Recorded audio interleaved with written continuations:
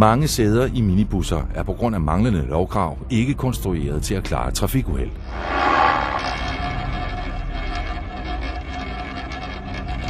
Eksempler fra uheld med busser viser, at sæderne ofte ikke er forankret godt nok i karrosseriet, når ulykken sker.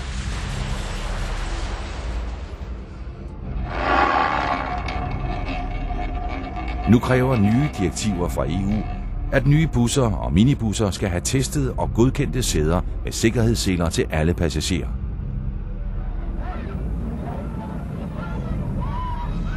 Det er med god grund, at EU har vedtaget de nye sikkerhedsstandarder for køretøjer.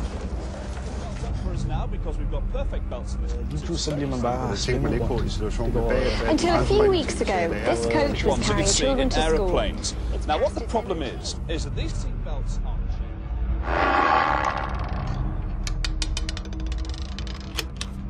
Vi skal se nærmere på, hvad de nye krav indebærer, og hvordan de vil forbedre sikkerheden for passagererne.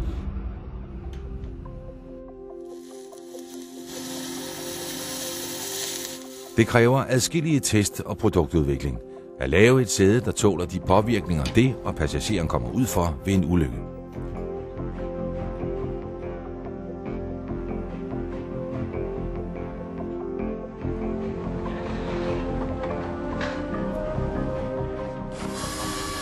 Der bliver lavet mange tests, inden et sæde kommer igennem nåleøjet og bliver sat i produktion.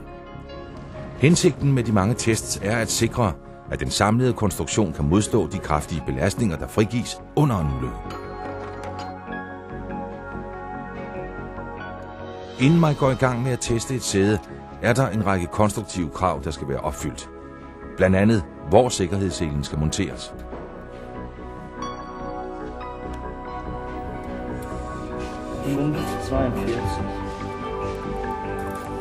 Man kan dele EU's testkrav op i 5 hovedgrupper. Monteringen af sæde og sikkerhedssele i vognbunden er usædvanligt vigtig. Selv gode sæder kan være fatale for passagererne, hvis ikke forankringen i køretøjet er i orden.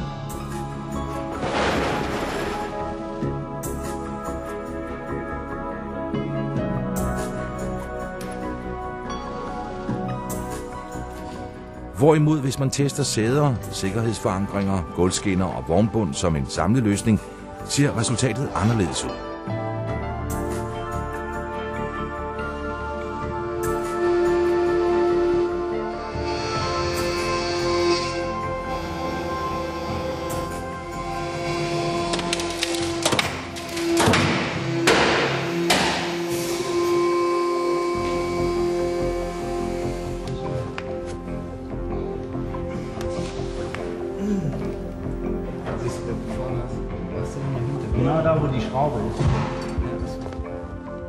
Desuden skal sædet igennem dynamiske crash-tests, hvor stolens forankring og spærreanordninger testes. Det vil sige om låsemekanismer til eksempelvis justerbar nakkestøtte, glideskinner, sovebeslag, armlæn og gulvskinnefittings brister eller udløses under en kollision.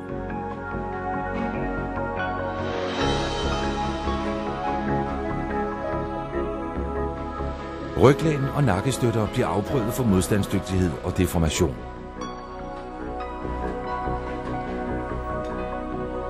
Dette er meget vigtigt for at mindske risikoen for piskesmældsskade.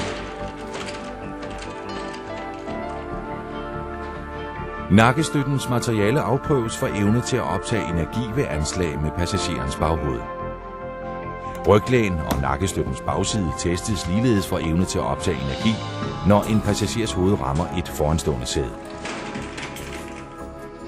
Alle disse afprøvninger skal sikre, at passageren er sikret optimalt i tilfælde af en ulykke.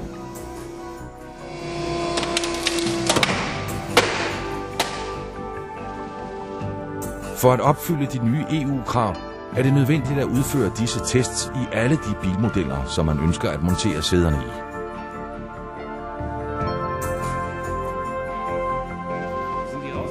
Afprøvningerne overvåges af repræsentanter for det anerkendte tyske testinstitut Typ Rheinland, som også skal give deres endelige blåstempling af sæder og indbygningssæt, når de er færdigtestet.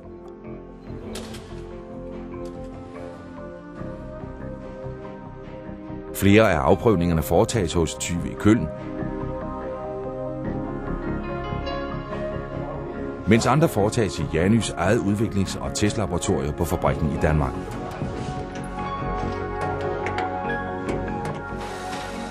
Det kan være økonomisk besparende og fristende at vælge at springe over, hvor gæret er lavest, men ingen af testene kan reelt undværes, hvis det skal give et fuldstændigt billede af, hvor sikkert et sæde er.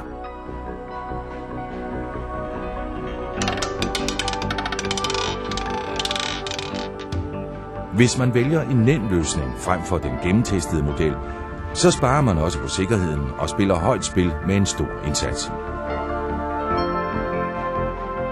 Janys indbygningssæt lever op til de nye EU-krav og er godkendt efter de strenge M1-krav for personbiler af det tyske testinstitut TÜV Rheinland.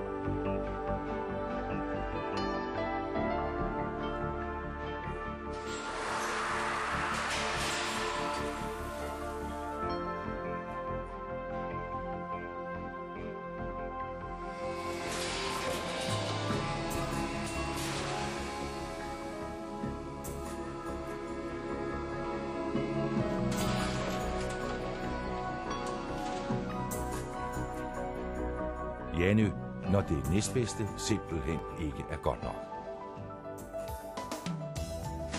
Jany er en moderne virksomhed, der udvikler og fremstiller højkvalitetssæder og specialprodukter til autobranchen.